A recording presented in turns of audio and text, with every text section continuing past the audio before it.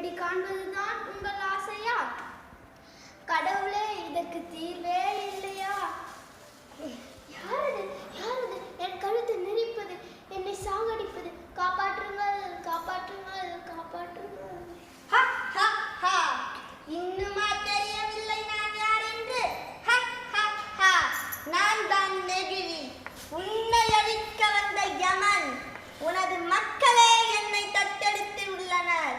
இனி நானே விரும்பி சென்றாலும் அவர்கள் என்னை விட மாட்டார்கள். என்னுள் உன்னை மூழ்கடித்து உன்னையும் உனது மக்களையும் சாகடிப்பேன். இதை யாராலும் தடுக்க முடியாது. இனி உன் நிலைமையை எண்ணிப்பார். நம்மை வாழ வைக்கும் பூமியை நாம் அழிப்பதா? இது தகுமா? நமக்கு பின் வாழப்போகும் மக்களுக்கு நாம் நெகிழி நிறைந்த பூமியையா பரிசளிப்பது? சிந்தியுங்கள். அனைவரும் ஒன்றுபடுவோம். நெகிழியில்லா பூமியை உருவாக்குவோம். நன்றி.